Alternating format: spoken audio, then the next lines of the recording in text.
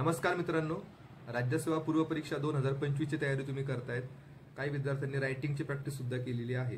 त्यानंतर राज्यसेवा मुख्य परीक्षा, कंबाईनची परीक्षा देणारे विद्यार्थी या सगळ्यांच्या मनात आता राज्यसेवेबद्दल एक नवीन उत्साह निर्माण झालेला आहे की ह्याचा काही नवीन पॅटर्न आहे तो कशा पद्धतीने असणार आहे. त्या नवीन पॅटर्नचा अभ्यास करताना सर्वप्रथम सर्वात पहिली पायरी असते ती असते पूर्व परीक्षेची.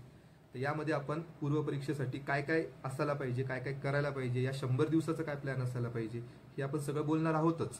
पण यूपीसीच्या पॅटर्न प्रमाणे जर राज्यसेवा पूर्वचा पेपर हा पॅटर्न नुसार आला किंवा थोडा चेंजेस त्याच्यामध्ये झालेत, यूपीसी सारखं जर इकडे अनॅलिटिकल गोष्टी जास्त आल्यात किंवा प्रश्न विचारण्याची पद्धत थोडी बदलण्यात आली तर तुम्ही ते कन्फ्यूज होऊ शकतात किंवा डिस्क्रिप्टिव्ह पॅटर्नमुळे तुम्हाला इथे प्रॉब्लेम होऊ शकतो. तर या सगळ्याबद्दल आज आपण चर्चा करणार आहोत. मित्रांनो, सर्वात महत्त्वाचा मुद्दा असा असणार आहे की राज्यसेवा पूर्व परीक्षेमध्ये जर आयोगाने पॅटर्न चेंज केला तर तुम्ही कन्फ्यूज होऊ शकतात. भरपूर मुलांचे मार्क्स यामुळे जाऊ शकतात. त्यामुळे तुम्हाला जो काही नवीन पॅटर्न आहे त्यामध्ये तुम्ही तयारी ठेवा की यामध्ये अनॅलिटिकल प्रश्न येऊ शकतात. प्रश्नांचं स्वरूपसुद्धा बदलू शकतं. जसं UPSCमध्ये ऑप्शन देताना असं विचारतात की वरीलपैकी किती ऑप्शन्स बरोबर आहेत. ते हे विचारत नाही तुम्हाला, म्हणजे ते की कोणतं ऑप्शन चुकीचं आहे, कोणतं ऑप्शन बरोबर हे विचारत नाही आहेत. नंबर ऑफ ऑप्शन्स किती बरोबर आहेत, किती चूक आहे एवढं आपल्याला सांगावं लागतं. यामध्ये आता बघूयात आपण की आपल्या बॅचमध्ये आपण कशा पद्धतीने हे पूर्ण कव्हर करणार आहोत. ऑलरेडी आपले 5 वर्षाच्या प्रश्नपत्रिका आहेत, त्या आपण रेकॉर्डेड स्वरूपामध्ये ते उपलब्ध आहेत. तुम्हाला त्याच्यामध्ये ऑडिओ भेटत आहेत. जे काही मी एक्सप्लेन करतो एक कंटेंट जो आहे स्टडी कंटेंट तो तुम्हाला तिथं भेटतोच आहे. पण 2024चा जो पेपर आहे तो मी नंतर टाकणार आहे, कारण की तो टाकताना मी थोडा ॲप्रोच बदलणार आहे. जर कधी 2025चा पेपर हा जर वेगळ्या पद्धतीने विचारला गेला तर त्याच्यासाठी आपण 2024चा पेपर हा थोडा लेट टाकणार आहोत बॅचमध्ये. मग त्यामध्ये मी सगळे अँगल तुम्हाला सांगेल की अशा पद्धतीने हे प्रश्न आता नवीन पद्धतीने फ्रेम होऊ शकतात. त्यामुळे त्याची तयारी तुम्हाला असणं फार गरजेचं आहे. स्पर्धा ही सर्वांची टफ असणार आहे. असं नाही की UPSCचे विद्यार्थी हे यामध्ये वरचढ ठरणारे किंवा जे जुने विद्यार्थी आहेत राज्यसेवा करणारे तर त्यांना इथे फायदा होणार असं काहीच होणार नाही आहे. आता हा इक्वल प्लॅटफॉर्म राहणार आहे सर्व विद्यार्थ्यांसाठी. त्यामुळे प्री पेपर पास होणं फार गरजेचं असणार आहे, कारण की हा पॅटर्न UPSC सारखा होऊ शकतो. जो CSAT आहे तो तसाच राहील. CSATमध्ये एवढं काही बदल होण्याची शक्यता नाही आहे. पण प्रीचा पेपर नक्कीच ॲनॅलिटिकल होऊ शकतो. त्यामुळे त्याची तयारी तुम्हाला असणं गरजेचं आहे. त्यामुळे आपण 2024चा पेपर आहे तो चांगला डिटेल करून तुम्हाला नंतर मी तो प्रोव्हाइड करेल. पण सध्या तुम्हाला 5 वर्षाच्या प्रश्नपत्रिका आपल्या बॅचमध्ये बघायला मिळतील. आजचा जो आपला महत्त्वाचा टॉपिक आहे तो असणार आहे की या 100 दिवसाचं प्लॅनिंग कशा पद्धतीने करायचं आहे. तर या 100 दिवसाचं प्लॅनिंग मी तुम्हाला थोडक्यात सांगतो. जर तुम्ही बॅच वगैरे लावलेली असेल आपली PYQ ॲनालिसिसची, त्यामध्ये सुद्धा मी तुम्हाला त्या पद्धतीचं गायडन्स करत राहील. तुम्हाला अनलिमिटेड अशी व्ह्यूज असणार आहे आणि तुम्हाला सप्टेंबर महिन्यापर्यंत मी त्याच्यामध्ये तुम्हाला गाईड करत राहील किंवा माझ्याकडे जो कंटेंट असेल तो सुद्धा मी त्याच्यामध्ये प्रोव्हाइड करणार आहे. जरी बॅचचं नाव PYQ ॲनालिसिस असलं तरी तुम्हाला जे काही स्टडी मटेरियल लागणार आहे ते सुद्धा मी त्याच्यामध्ये प्रोव्हाइड करणार आहे. आणि अगदी नाममात्र फीस आपण ठेवलेली आहे PYQ ॲनालिसिस बॅचसाठी. 499 आपली फीस असणार आहे फक्त. ठीक आहे. जे विद्यार्थी नवीन असतील त्यांना फार गरज आहे त्यांनी नक्कीच बॅच लावा. आणि जे जुने विद्यार्थी त्यांना थोडं रिवाईज करण्याची गरज आहे तर ते सुद्धा ही बॅच लावू शकतात. तर बघूयात आपण सिलेबस सर्वप्रथम बघूयात आणि मग एकदा सिलेबस बघितला की एक तुम्हाला आयडिया येणार आहे की कशा पद्धतीने तुमचे सोर्सेस असले पाहिजे. मी थोडे सोर्सेससुद्धा सांगेल तुम्हाला. त्यानंतर 100 दिवसाचा प्लॅन सांगेल, जेणेकरून मग तुम्हाला ते प्लॅन करता येईल, त्याच्या पद्धतीने स्टडी करता येईल. तर बघा, सिलेबसमध्ये आपण GSवर आधी भर देऊ. 2 पेपर असतात. पेपर 1 जो असतो त्याच्यामध्ये तुमचे मार्क्स कन्सिडर केले जातात, तो GSचा पेपर असतो. आणि पेपर 2 जो असतो तो तुमचा CSATचा पेपर असतो, तो क्वालिफाईंग असतो. 66 मार्क्स त्याच्यामध्ये तुम्हाला मिळवावे लागतात. त्याचा दर्जा जर बघितला तर 10वी आणि 12वीचा दर्जा त्याचा असतो. कंप्रेन्शनचे जे प्रश्न असतात, पॅसेज असतात, तर हे आपण सगळं बघूयात. पण जे नवीन विद्यार्थी आहे त्यांच्यासाठी मी हे सगळं सांगतो आहे. आता बघा, मागचा कट ऑफ जर तुम्ही बघितला असेल तर पेपर 1चा जो कट ऑफ असतो त्यावर तुमचं ठरत असतं की तुम्ही मेन्सला जाणार आहेत की नाही जाणार आहेत. ठीक आहे. त्यामुळे हे एक गोष्ट जी आहे ती लक्षात ठेवा. तुम्हाला जर आता नवीन पेपरनुसार जर बघितलं, या नवीन स्पर्धेमध्ये तुम्ही उतरतायत तर तुम्हाला जवळपास 120+ स्कोर असणं फार गरजेचं आहे. 120+, तर तुम्ही सेफ असतात या परीक्षेमध्ये. तर हे एक तुम्ही डोक्यात ठेवा. म्हणजे तुम्हाला जवळपास 60% वर मार्क मिळवावे लागतात म्हणजे 200 आउट ऑफ तुम्हाला 60% वर जर मार्क मिळालेले असतील तर तुम्ही मेन्सला असतात. तुम्हाला कोणाला विचारायची पण गरज पडणार नाही, कारण की इतकाच कट ऑफ हा राज्यसेवेचा असतो. याच्यापेक्षा जास्त वाढेल की कमी होणार हे आपण सांगू शकत नाही, पण हा जो काही सेफ स्कोर आहे 120+, हा सर्वांसाठी कॉमन असणार आहे. आता यामध्ये आपण सिलेबसमध्ये जर बघितलं तर सर्वप्रथम पॉईंट दिलेला आहे आपल्याला करंट अफेअर्स. त्यामध्ये स्टेट, नॅशनल आणि इंटरनॅशनल हे आपले चालू घडामोडीचे टॉपिक असणार आहे. आता यामध्ये फक्त एवढंच चेंज होऊ शकतो की नवीन पॅटर्ननुसार त्यांनी जर जास्त इंटरनॅशनल लेवलला जर जास्त फोकस केलेला असेल तर इंटरनॅशनल लेवलचे प्रश्न थोडे जास्त विचारले जाऊ शकतात आणि थोडे ॲनालिटिकल प्रश्न विचारले जातील, ना की थोडे फॅक्च्युअल कमी होईल. या पद्धतीचं होऊ शकतं. इतिहासामध्ये जर बघितलं तर त्यानंतर Indian national movement with some weightage to Maharashtra अशा पद्धतीचा उल्लेख आहे. म्हणजे याच्यामध्ये आपल्याला माहिती आहे की एन्शंटसुद्धा आपल्याला वाचावं लागतं. ठीक आहे, प्राचीन इतिहास आपल्याला वाचावा लागतो. तो पण मी तुम्हाला सांगेल नंतर बॅचमध्ये की कोणकोणते सोर्स त्याच्यामध्ये वापरायचे आहेत. इतिहासाचा भाग त्यांनी मेन्शन केलेला आहे की महाराष्ट्राच्या संदर्भात, म्हणजे महाराष्ट्राचा इतिहास जो आहे तो जास्त प्रमाणात येणार. पण जर आपण मागचे पेपर बघितले तर आपल्याला एक अंदाज येतो की जास्त प्रश्न हे राष्ट्रीय चळवळीवर असतात, म्हणजे राष्ट्रीय लेवलवर असतात आणि एन्शंटवर असतात. त्यामुळे महाराष्ट्राचा वेटेज जरी इथे उल्लेख केलेला असला तरी महाराष्ट्रावर कमी प्रश्न येतात, कारण की महाराष्ट्रावरचे प्रश्न हे जास्त कंबाईनमध्ये विचारले जात असतात. त्यानंतर 3 नंबरचा पॉईंट आहे आपला महाराष्ट्र, त्यानंतर इंडिया, त्यानंतर वर्ल्ड जिओग्राफी. तर इथे भर कशावर असतो आयोगाचा? वर्ल्ड जिओग्राफीवर असतो. जरी इथं महाराष्ट्र मेन्शन केलेलं असलं तरी जास्त वेटेज कशाला दिलेलं आहे त्यांनी? वर्ल्ड जिओग्राफीला. मग त्यामध्ये ते फिजिकलमध्ये विचारू शकतात, social, economic, geography of Maharashtra, India आणि वर्ल्ड. यामध्ये मग क्लायमेटसुद्धा विचारलं जातं. मग त्यासाठी आपण NCERT बुक रेफर करत असतो. या क्लायमेटमध्ये मग तुम्हाला विंड्स विचारले जातात, त्यानंतर समुद्री प्रवाह विचारले जातात, भरपूर काही गोष्टी आहेत त्याच्यामध्ये. तर त्या सगळ्या गोष्टी, जनगणनासुद्धा विचारली जाते याच्यामध्ये, घनता वगैरे विचारली जात असते. आणि इंडियाच्या बाबतीत थोडे मॅप क्वेश्चन जे असतात मॅपवर आधारित, तर ते सुद्धा इथे विचारले जातात. 4 नंबरचा जर आपण टॉपिक बघितला, इंडिया आणि महाराष्ट्राचा पॉलिटी अँड गव्हर्नन्स. हा गव्हर्नन्स शब्द इथं महत्त्वाचा आहे. प्रशासन हा शब्द टाकलेला आहे. कॉन्स्टिट्यूशन, आपल्याला राज्यघटना बघावं लागते, त्याचं मेकिंग बघावं लागतं. पॉलिटिकल सिस्टीम, पंचायत राज, अर्बन गव्हर्नन्स, त्यानंतर पब्लिक पॉलिसी आणि राईट्स इश्यू, अशा पद्धतीचा सिलेबस दिलेला आहे. पॉलिटीमध्ये शक्यतो तुम्हाला आर्टिकल्स विचारले जातात, थोडा फॅक्च्युअल डेटा असतो, राज्यपाल, राष्ट्रपती यांच्यावर थोडा जास्त भर असतो आणि त्यांचे प्रोसेस वगैरे विचारले जातात. म्हणजे संसदेवर प्रश्न येतात, सुप्रीम कोर्टवर प्रश्न येतात, काही कॉन्स्टिट्युशनल बॉडीज आहेत त्याच्यावर प्रश्न येतात. म्हणजे एकदम असं नाही की खूपच हाय लेवलचा प्रश्न येणार याच्यामध्ये जे तुमचे कॉमन तुम्ही करतायत तेच येणार, फक्त थोडे ॲनालिटिकल वेने विचारले जातील प्रश्न पॉलिटीमध्ये, ना की थोडे फॅक्च्युअल डेटा कमी होईल आणि ॲनालिटिकल थोडं विचारलं जाईल. त्यानंतर 5 नंबरचा पॉईंट जर बघितला आपण तर economic and social development, sustainable development, poverty, inclusion, demographics दोन्ही ठिकाणी तुम्हाला जिओग्राफीमध्ये सुद्धा आहे. आणि सोशल सेक्टर इनिशिएटिव्ह, याच्यामध्ये योजना, स्कीम येतात. आता ऑलरेडी मी GS4 स्टुडंटला शिकवलेलं आहे, तर GS4मध्ये मला इकॉनॉमिक्स बऱ्यापैकी येतं. तर यामध्ये जर आपण पाहिलं तर इकॉनॉमिक्ससाठी तुम्हाला देसले सरांचं जो काही पार्ट 2चं पुस्तक आहे ते तुम्हाला इथं रेफर करावं लागतं. इथं तुम्हाला थोडं सस्टेनेबल जे आहे, शाश्वत विकास, यावर जास्त भर असतो. ग्रोथपेक्षा इथं डेव्हलपमेंटला जास्त महत्त्व आहे. 6 नंबरचा पॉईंट जर आपण पाहिला तर याच्यामध्ये general issues on environment, ecology, त्यानंतर biodiversity, climate change that do not required a subject specialization. म्हणजे तुम्हाला इन्व्हायरमेंटसुद्धा विचारलं जातं, पण त्याचे कम्पॅरेटिव्हली कमी प्रश्न असतात. 2, 3, 5 असे प्रश्न असतात, जास्त प्रश्न नसतात.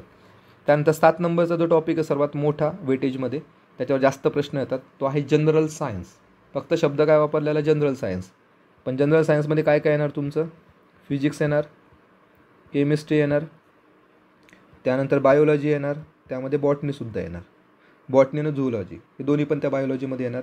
हायजीनसुद्धा तुम्हाला विचारलं जाणार, डिसीजेस विचारले जाणार, न्यूट्रियंट्स विचारले जाणार, बायोडायव्हर्सिटीवरचे प्रश्न येणार, काही न्यूमेरिकल्ससुद्धा येणार तुम्हाला फिजिक्सचे आणि केमिस्ट्रीचे. या पद्धतीचं तुमचं जनरल सायन्स असणार आहे. आता शक्यतो विद्यार्थी म्हणतात राज्यसेवेचा अभ्यास करण्यासाठी स्टेट बोर्ड वाचावं लागतं. हे मान्य आहे की स्टेट बोर्ड वाचावं लागतं, पण स्टेट बोर्ड हे वाचण्याची जी काही पद्धत आहे ती आहे की जस्ट तुम्हाला कन्सेप्ट समजून घ्यायचे आहेत, ना की तुम्हाला ते पाठांतर करायचे. तुम्हाला जर स्टेट बोर्डमधल्या कन्सेप्ट समजलेल्या असतील तर तुम्हाला ते रेफरन्स बुकमध्ये ते रेफर करायचे. त्याचे काही स्पेसिफिक पुस्तकं आहेत तेच तुम्हाला इथं राज्यसेवेमध्ये रेफर करावं लागतात. जरी तुम्ही UPSC करत असाल तरी तुम्हाला काही बाबतीत जे काही मराठीमधले पुस्तकं आहेत जे की स्पेशली राज्यसेवेसाठी आहेत ते तुम्हाला तिथं रेफर करावं लागतील, कारण की इथलचा जो डेटा असतो तो थोडा वेगळ्या पद्धतीने विचारलेला असतो. त्यामुळे जरी आपण डिस्क्रिप्टिव्ह पॅटर्न ठेवतो आहे तरी आयोग हा जो काही प्रीचा पेपर आहे तो बऱ्यापैकी जो जुने पेपर येत आहेत त्याच पद्धतीचे असणार आहे. तर हा एक झाला पूर्ण GSचा सिलेबस. आता या सगळ्या GSच्या सिलेबसमध्ये आपण जर सब्जेक्ट काढलेत तर बघा किती सब्जेक्ट होतात. करंट अफेअर्स, त्यानंतर पॉलिटी, त्यानंतर आपण बघूयात इकॉनॉमिक्स, ठीक आहे, त्यानंतर इतिहास, हिस्ट्री, त्यानंतर 5 नंबरचा सब्जेक्ट आपला येतो जिओग्राफी आणि 6 नंबरचा सब्जेक्ट येतो आपला सायन्स, जनरल सायन्स. म्हणजे जर आपल्याकडे 6 सब्जेक्ट असतील आणि यांचा वेटेज पण बऱ्यापैकी 15 क्वेश्चन्स 20 क्वेश्चन अशा पद्धतीने विचारले जातात. त्यानंतर आपण एक 7वा पण सब्जेक्ट याच्यामध्ये घेऊ शकतो इन्व्हायरमेंट, ठीक आहे. तर या पद्धतीने पण इन्व्हायरमेंटला थोडं कम्पॅरेटिव्हली कमी वेटेज आहे. सर्वात जास्त वेटेज कुठं दिसतं आपल्याला? सायन्समध्ये दिसतं आहे. आता जर तुमच्यासमोर हे 7 सब्जेक्ट असतील आणि तुमच्याकडे वेळ आहे 100 दिवस, तर हे 100 दिवस फार मोठे आहे खरं म्हणलं तर या गोष्टींसाठी, ठीक आहे. मग त्यामुळे तुम्हाला काय करायचं आहे, या 100 दिवसाचं मॅनेजमेंट करताना सर्वात जास्त भर तुम्हाला GSला द्यायचा आहे. आता तो कशा पद्धतीने आपण तो मॅनेज करणार आहे तो मी थोडक्यात तुम्हाला सांगेल पुढेच. पण आता तत्पूर्वी आपण CSAT बघून घेऊयात थोडक्यात. CSATसाठी बघा पेपर 2मध्ये 200 मार्क्स असतात CSATचे. तर सर्वात जास्त जे 50 क्वेश्चन्स असतात, 80 क्वेश्चन्स असतात टोटल. यामध्ये 2 तासाचा वेळ असतो आणि 2.5 मार्क असतं एका क्वेश्चन्सला, ठीक आहे. एवढे गुण असतात. यामध्ये जर बघितलं तर टोटल क्वेश्चन जर 80 असतील तर 50 क्वेश्चन्स हे एकट्या पॅसेजवर असतात. पॅसेज आणि त्याच्या खाली 5-5 प्रश्न असतात. यामध्ये सुद्धा आयोग काहीतरी चेंज करू शकतो, पण तशी शक्यता थोडी मला कमीच वाटते आहे. 90% शक्यता आहे की जुनाच पेपर असणार आहे. फक्त 10% आपण म्हणू शकतो की थोडंफार चेंजेस होऊ शकतात. आणि तो चेंजेस कशामध्ये होईल की जो काही पॅसेजवरचे 5 प्रश्न येत आहेत तर ते न येता पॅसेज हे छोटे येतील आणि त्याच्यावर एक प्रश्न येतील. म्हणजे पॅसेजची संख्या वाढेल पण प्रश्नांची संख्या कमी होईल. या पद्धतीचा पण पॅटर्न आयोग हा फॉलो करू शकतो UPSC सारखा. तर इथे 50 क्वेश्चन्स जुन्या पॅटर्ननुसार येणार. त्यानंतर मग बाकीचे जे काही क्वेश्चन्स आहेत 25 प्रश्न हे तुमचे मॅथ आणि रिझनिंगवर येतात आणि 5 प्रश्न जे असतात ते तुमचे डिसिजन मेकिंगवर येतात. डिसिजन मेकिंगला निगेटिव्ह मार्किंग नसते. हे तुमचं डिसिजन कशा पद्धतीने थोडे केस स्टडीसारखे प्रश्न असतात ते तुम्हाला विचारले जातात. म्हणजे हा फक्त क्वालिफाईंग आहे. याच्यामुळे तुम्हाला 66 मार्क्स मिळवायचे आहेत आउट ऑफ 200.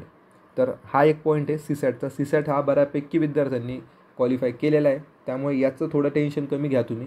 तुम्हाला जे टेन्शन घ्यायचं आहे, जो अभ्यास करायचा आहे तो सर्वात जास्त तुम्हाला GSचा करायचा आहे. हे एक तुम्ही लक्षात ठेवा. आता मित्रांनो नमस्कार. राज्यसेवा पूर्व परीक्षा 2025 यासाठी आपण PYQ ॲनालिसिसची बॅच लॉन्च केलेली होती ऑलरेडी. आता आपण 2025साठी सुद्धा ही बॅच पुन्हा एकदा घेऊन येतो आहे तुमच्यासाठी. ही बॅच कशा पद्धतीने असणार आहे ती बघूयात. यामध्ये कोणकोणते गोष्टी तुम्हाला मिळणार, कंटेंट कसा अवेलेबल असणार, या सगळ्या गोष्टीवर आपण चर्चा करतो. बघा यामध्ये तुम्हाला 2019पासून तर 2024पर्यंतचे PYQ ॲनालिसिसचे व्हिडिओज भेटणार, ऑडिओ भेटणार, तसेच मी जे एक्सप्लेन करतो ते क्लास फोटोजसुद्धा भेटणार. अनलिमिटेड व्ह्यूज आहे. जसं तुम्ही यूट्यूबवर स्पीड कंट्रोल करू शकतात त्या पद्धतीने ते तुम्हाला स्पीड कंट्रोल करता येणार. आणि आपण सेक्शन वाईज दिलेलं आहे. पॉलिटीचे प्रश्न वेगळे आहेत, इकॉनॉमिकचे वेगळे आहेत. या पद्धतीने ॲप्रोच बिल्डिंग तुमची 100% होणार आहे आणि एकदम अगदी कमी फीजमध्ये आपण ही बॅच लॉन्च करतो आहे. यामध्ये जर बघितलं तर अशा पद्धतीने तुम्हाला या चॅनलवर जे काही प्रायव्हेट टेलिग्राम चॅनल असणार आहे त्यामध्ये तुम्हाला या सगळ्या गोष्टी अवेलेबल होणार आहेत. यामध्ये समजा आता बघूयात आपण की इयर वाईज मी टाकलेले आहेत व्हिडिओज. त्यामध्ये जर तुम्ही राज्यसेवा 2019 या क्लिकवर जर तुम्ही या लिंकवर क्लिक केलं तर तुम्ही डायरेक्टली त्या व्हिडिओजवर जातात. मग अशा पद्धतीने आपले व्हिडिओ असणार आहेत. बघा क्लिक केल्यावर तुम्हाला कुठे उल्लेख आहे का? तर कुठेच उल्लेख नाहीये. विधान परिषदेचा उल्लेखच नाही कुठे. पुढे जर बघितलं तर 31A अंतर्गत तर या पद्धतीने तुम्हाला हा पूर्ण कंटेंट भेटणार आहे. अशा पद्धतीने आपण प्रत्येक क्वेश्चनच्या सोबत असा कंटेंट देत असतो. त्यामुळे तुमचा इथे परिपूर्ण असा अभ्यास होत असतो. बघा अशा पद्धतीचा कंटेंट आपण देतो प्रत्येक प्रश्नांमध्ये. आणि हे जे फोटोज आहेत तुम्हाला ते पण अवेलेबल होतात. आणि लास्ट डेसाठी तुम्हाला रिव्हिजन करण्यासाठी तुम्हाला ऑडिओसुद्धा आपण अवेलेबल करून दिलेले आहेत. तर या पद्धतीने आपले सगळे व्हिडिओ आहेत. नक्कीच मुलांना खूप फायदा झालेला आहे. जर आपण बघितलं तर खूप मुलांचे फीडबॅक आपल्याजवळ आहेत की कशा पद्धतीने त्यांना मार्क्स मिळालेत. त्यानंतर आपली GS4ची बॅचसुद्धा होती, त्यामध्ये पण तुम्ही फीडबॅक बघू शकता आमच्या मेन चॅनलवर ऑफिसर्स ड्रीमवर. तर या पद्धतीने आहे. ज्यांना नक्की प्री पास व्हायची असेल त्यांनी नक्की हा जो कोर्स आहे, ही बॅच आहे, ती नक्की जॉईन करा. तुम्हाला नक्की याचा फायदा होणार आहे. थँक्यू. आपण हे प्लॅनिंग करणार आहोत की 100 दिवसामध्ये या सब्जेक्टला कसं विभागायचं किंवा कशा पद्धतीने प्लॅन करायचं. आपण हा 1 जुलैपासूनचा प्लॅन देतो आहे. समजा आता हे जे काही दिवस राहिलेले आहेत जून महिन्यातले, तर या जून महिन्यामध्ये तुम्ही बॅकलॉग तुमचा भरून काढू शकतात. जूनमध्ये काय करा, तुम्हाला जे काही सोर्सेस शोधायचे आहेत, जे मी तुम्हाला सोर्सेस सांगेल, तर जे काही सोर्सेस आहेत, इतिहासासाठी काय वाचायचं आहे, भूगोलासाठी काय वाचायचं आहे, एन्शियंटसाठी काय वाचायचं आहे, सायन्ससाठी मी काय वाचायचं आहे, या सगळ्या ज्या गोष्टी आहेत त्या तुम्ही आता ह्या फाइंड आउट करून ठेवा, त्या घेऊन ठेवा. सगळे सोर्सेस तुमच्याकडे असले पाहिजे. तुम्हाला करंट अफेअर्ससाठी कोणतं मॅगझिन वाचायचं आहे, कोणते इयरबुक वाचायचं आहे, या सगळ्या ज्या गोष्टी आहेत त्या तुम्ही कलेक्ट करा आणि त्या चांगल्या पद्धतीने मॅनेज करून ठेवा. तुम्हाला प्लॅनिंग करायचं आहे या जून महिन्यामध्ये बऱ्यापैकी. आणि 1 जुलैपासून तुम्हाला प्रामाणिकपणे अभ्यासाला लागायचं आहे. जर तुमच्याकडून डिस्क्रिप्टिव्ह होत असेल तरच तुम्ही राज्यसेवा करा, अन्यथा तुम्ही कंबाईन करा किंवा हे क्षेत्र तुम्ही सोडू शकतात. सरळ सांगू शकतो मी हे. कारण की बघा, तुम्हाला जर डिसिजन घ्यायचा असेल तर तुम्ही आजच डिसिजन घ्या. कारण की डिस्क्रिप्टिव्ह पॅटर्न हा इझी नाही आहे. 5 दिवसाचा पेपर असणार आहे. या 5 दिवसाच्या पेपरमध्ये तुम्हाला खूप रायटिंग करायची आहे. तर जर तुमची ती तयारी असेल तर तुम्ही राज्यसेवा करा, अन्यथा तुम्ही कंबाईनसुद्धा करू शकतात. जे जुने विद्यार्थी आहेत त्यांनी तो डिसिजन घ्यायचा आहे. नवीन विद्यार्थ्यांना काय प्रॉब्लेम नाही आहे, त्यांच्याकडे आहे दिवस, तर ते करू शकतात. आणि आता मी प्लॅन सांगताना असं सांगेल की तुम्हाला रायटिंग सोडायची नाही आहे पेपरपर्यंत. रायटिंग हे शेवटपर्यंत तुम्हाला सोडायची नाही. कारण की प्री झाल्याच्या नंतर आपली प्रीचा पेपर जर बघितला तर तो 28 सप्टेंबरला आहे. आणि आताच आपल्याकडे 3 महिने आहेत प्रीपर्यंत. म्हणजे या 3 महिन्यामध्ये आपल्याला डेली जर आपण पाहिलं, डेली 2 तास हे तुम्हाला रायटिंग करायचे. ठीक आहे, रायटिंगवर तुम्हाला भर द्यायचा आहे. दररोजचे 2 तास तुम्हाला रायटिंग करायचंच आहे. जर काही विद्यार्थ्यांनी मराठीमध्ये घेतलेलं आहे सब्जेक्ट, मराठी लँग्वेज घेतलेली आहे ऑप्शनलसाठी, तर त्यांनी तर जास्त प्रॅक्टिस करायची. कारण की मराठी म्हणजे देवनागरी लिपी आहे. तर देवनागरी लिपीला खूप वेळ लागतो लिहिण्यासाठी. त्यामुळे तुम्हाला डेली 2 तास हे रायटिंग करायचं आहे. वेगवेगळे विषय घ्यायचे आहेत, त्याच्यावर 150 शब्द जे काही तुमचं वर्ड लिमिट असेल तर ते तुम्हाला लिहायचं आहे. डेली तुम्हाला ते करायचं आहे. हे झालं तुमचं रायटिंगचं. त्यानंतर जो काही उरलेला वेळ आहे तुमचा, जे काही फुल टाईम करतात त्यांच्यासाठी मी सांगतो आहे, तर जे काही तुमचा उरलेला वेळ असणार आहे 8 तास 9 तास जशा पद्धतीने तुम्ही प्लॅन करताय, मग त्यामुळे तुम्हाला प्रीचा अभ्यास करायचा आहे. ठीक आहे, तर यामुळे तुम्ही 2 तास वाढवू शकतात, तुम्ही 3 तास घेऊ शकता, 4 तास घेऊ शकतात. जर तुमचं प्री हे चांगल्या पद्धतीने तुमचं GS हे बेसिक चांगलं असेल, जे जुने विद्यार्थी आहेत, तर त्यांनी इथे 4 तास ते करू शकतात. रायटिंग 4 तास करू शकतात. आणि मग जो काही राहिलेला वेळ आहे त्यामध्ये ते प्रीचा अभ्यास करू शकतात. पण प्रीला इग्नोर करू नका. कारण की प्रीचा जो सिलेबस असतो तो अनप्रेडिक्टेबल असतो. काय विचारतील काय सांगू शकत नाही. त्यामुळे तो अभ्यास आपल्याला करावाच लागतो. असे खूप विद्यार्थी आहेत की ते इंटरव्ह्यूलासुद्धा जातात, पण पुढच्याच वर्षी ते प्रीसुद्धा पास होत नाहीत. त्यामुळे याला सिरियस घ्या आणि त्या पद्धतीने प्लॅन करा. आता बघा, 1 जुलैपासून तुम्ही काय करणार, तर सरळ 5-5 दिवसाचं शेड्यूल बनवायचं. बघा, आता हे 5 दिवस आहेत. या 5 दिवसामध्ये तुम्ही इतिहास वाचायला घ्यायचं. पुढचा जो पूर्ण वीक आहे, आता बघा 7पासून जर आपण पकडला, हा पुढचा वीक हा जिओग्राफी घ्यायचा. आता जो संडे येतो आहे, संडेचं आपलं वेगळं प्लॅनिंग असणार आहे. प्रत्येक महिन्याच्या संडेला आपल्याला काय करायचं आहे, टेस्ट द्यायची आहे आणि PYQ बघायचे आहेत. ठीक आहे, PYQपेक्षा आपल्याला टेस्ट द्यायची, एवढं तुम्ही लक्षात ठेवा. CSATच्या पण टेस्ट द्यायच्या आहेत, GSच्या पण टेस्ट द्यायच्या आहेत. आता स्टार्टिंगला तुम्ही GSच्या टेस्ट द्या, जे काही जुन्या विद्यार्थी किंवा जुन्या बॅचचे जे असतील किंवा तुम्हाला जे काही अवेलेबल होईल टेस्ट सिरीज, जुने असतील तरी चालतील. फक्त यातला करंट अफेअर्स थोडा बाजूला ठेवा, बाकी स्टॅटिक डेटा तुम्ही करू शकतात. म्हणजे तुम्हाला संडेला काय करायचं आहे, टेस्ट द्यायची आहे आणि वीकमध्ये एक सब्जेक्ट तुम्हाला घ्यायचा आहे. सरळ सिम्पल हा आपला प्लॅनिंग असणार आहे. याच्यामध्ये बघा, आता परत एकदा टेस्ट, हा पूर्ण वीक जो आहे तो तुम्हाला पॉलिटी करायचा आहे. त्यानंतर पुढचं जर बघितलं इथे परत टेस्ट, हा पूर्ण वीक तुम्हाला मग इकॉनॉमिक्स करायचं आहे. परत इथं टेस्ट, त्यानंतर हा पूर्ण वीक तुम्हाला करंट अफेअर्स करायचं आहे. म्हणजे जे काही आपण 7 सब्जेक्ट ठरवलेले आहेत त्यापैकी आपण असं करूयात की जिओग्राफीमध्येच आपण इन्व्हायरमेंट टाकून देऊयात. म्हणजे तुमचे किती सब्जेक्ट होत आहेत? 6 सब्जेक्ट होत आहेत. ठीक आहे. बघा हा first, second, third, fourth, fifth. आता कोणता राहिला आहे बघा? जनरल सायन्स राहिला, तर तो तुमचा ऑगस्ट महिन्यात होईल. ठीक आहे. हे झाले तुमचं इथून 1 तारीख आणि 2 तारीख. ठीक आहे. मग आता इथे टेस्ट देणार तुम्ही परत, आणि हा जो पूर्ण वीक आहे इथे तुमचं सायन्स होणार आहे. म्हणजे बघा फर्स्ट जर तुम्ही फर्स्ट रीडिंग जर बघितली आपण 5-5 दिवसाची, 5 डेजची रीडिंग 6 सब्जेक्टसाठी, तर तुमचा हा जो फर्स्ट राऊंड आहे, फर्स्ट राऊंड हा तुमचा संपतोय 9 तारखेला, 9 ऑगस्ट. सुरुवात कधी केलेली तुम्ही? 1 जुलैपासून. म्हणजे तुम्हाला समजतं आहे मला काय बोलायचं आहे की 1 जुलैपासून तुम्ही 5-5 दिवस देत आहेत एका GSला, एका सब्जेक्टला.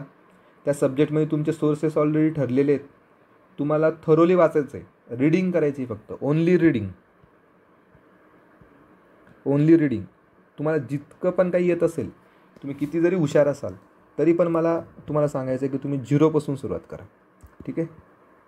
0पासून तुम्ही सुरुवात करा. आहे तुमच्याकडे वेळ, तर तुमच्या ज्या काही बेसिक कन्सेप्ट आहेत त्या तुम्ही क्लिअर करून ठेवा, जेणेकरून तुम्हाला मेन्सचा पेपर ज्यावेळेस येईल, ज्यावेळेस तुम्हाला रायटिंग करायची असेल, त्यावेळेस तुमचे जर हे बेसिक सब्जेक्ट एकदम छान झालेले असतील तर तुम्हाला लिहितानासुद्धा प्रॉब्लेम येणार नाही आहे. त्यामुळे बेसिक जर तुमचं चांगलं करायचं असेल तर आत्ताच तुम्हाला वेळ आहे. हे 100 दिवस फार मोठे आहे, त्याच्यामुळे तुम्ही बेसिक चांगलं करू शकता.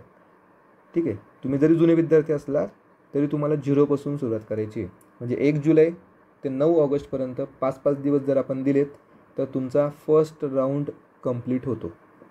त्यानंतर फर्स्ट राऊंड कंप्लीट झाल्याच्यानंतर तुमचं दर संडेला तुमच्या टेस्ट चालूच आहेत, तर त्या तर तुम्हाला चालूच ठेवायच्या आहेत. आता पुढचा जो वीक आहे त्यामुळे तुम्हाला असं करायचं आहे की बघा आता 11पासून जर आपण बघितलं या वीकमध्ये, तर तुम्हाला आता दररोज आहे ना 2 सब्जेक्ट करायचे आहेत. म्हणजे हा पूर्ण वीक जर आपण पकडला तर यामध्ये तुम्हाला 2 सब्जेक्ट करायचे आहेत. जसं की इतिहास प्लस जिओग्राफी प्लस त्याच्यामध्येच काय येणार? EVS येणार, इन्व्हायरमेंट येणार. ठीक आहे. इथं परत तुम्ही टेस्ट देताच आहे. ठीक आहे. त्यानंतर आता पुढचा वीक जर पकडला त्याच्यामध्ये आपण 2 सब्जेक्ट घेऊयात, पॉलिटी प्लस इकॉनॉमिक्स. म्हणजे हाफ सेक्शन करायचा दिवसाचा. सकाळी 7 वाजेपासून तर 3 वाजेपर्यंत एक सब्जेक्ट घ्यायचा, 3च्या नंतर रात्री झोपेपर्यंत एक सब्जेक्ट घ्यायचा. इथे परत टेस्ट. इथे जर बघितलं तर तुम्ही सायन्स घेणार प्लस कोणता राहिला आहे आपला आता? Current affairs. हे तुम्हाला कंप्लीट करायचं आहे. परत इथं टेस्ट. ठीक आहे. तर बघा आता इथपर्यंत जर आपण केलं तर इथे तुमचे 6 सब्जेक्ट संपले. म्हणजे तुमचं 30 ऑगस्टला तुमचं सेकंड राऊंडसुद्धा संपतो आहे. सेकंड राऊंडसुद्धा तुमचा संपला आहे. आता सुरू होतो आहे आपला सप्टेंबर महिना. तुमचा पेपर आहे 28 तारखेला. ठीक आहे. इथे तुमचा एक्झाम आहे. Exam date 28 September.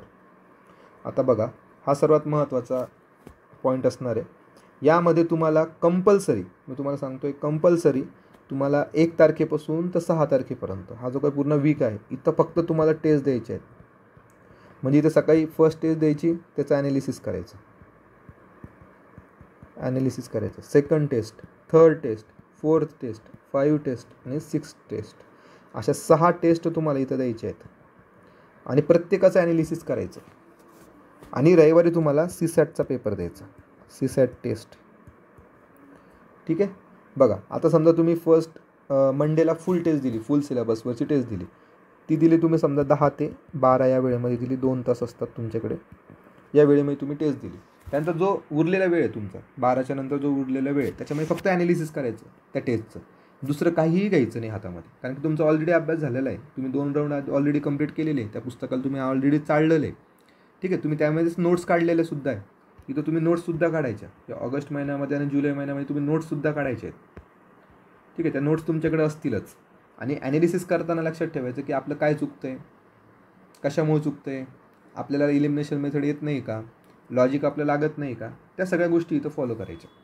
त्यानंतर दुसऱ्या टेस्टमध्ये सुद्धा तेच करायचं. म्हणजे असे जर 6 टेस्ट तुम्ही दिलेल्या असतील तर तुम्हाला एक कळतं की तुमचा स्ट्रॉंग पॉईंट कोणता आहे, तुमचा वीक पॉईंट कोणता आहे, किंवा कोणत्या गोष्टीला तुम्हाला पाठांतर करण्याची गरज आहे, किंवा कोणत्या गोष्टी तुम्हाला खूप इझी जात आहेत. या सगळ्या गोष्टी तुम्हाला समजतील. मग त्यानंतर इथं सीसॅटची टेस्ट द्यायची आणि 8 तारखेपासून तर पुढे 13 तारखेपर्यंत फक्त फायनल रिव्हिजन करायची. आता फायनल रिव्हिजन म्हणजे तुम्ही कोणताही सब्जेक्ट केव्हाही घेऊ शकतात, फक्त एक बघत राहायचं त्याच गोष्टीला. म्हणजे रिव्हिजन म्हणजे काय, फक्त परत त्या गोष्टीला बघत राहणं म्हणजे आपली रिव्हिजन असते. इथे परत सीसॅटचा पेपर द्यायचा आणि इथे परत एक GSचा पेपर द्यायचा. म्हणजे हा जो काही 14 तारीख असणार आहे, 14 तारखेला तुमची रिहर्सल होणार आहे. फुल सिलेबसवर पेपर. सकाळी पण तुम्ही GS देताय आणि दुपारी तुम्ही सीसॅट देताय. म्हणजे पूर्ण डे तुम्ही बिझी असले पाहिजे टेस्टमध्ये. म्हणजे तुम्हाला जो काही मेंटॅलिटी तुमची राहणार आहे, माइंडसेट राहणार आहे, तो इथे तुमचा तयार होणार आहे 14 तारखेला.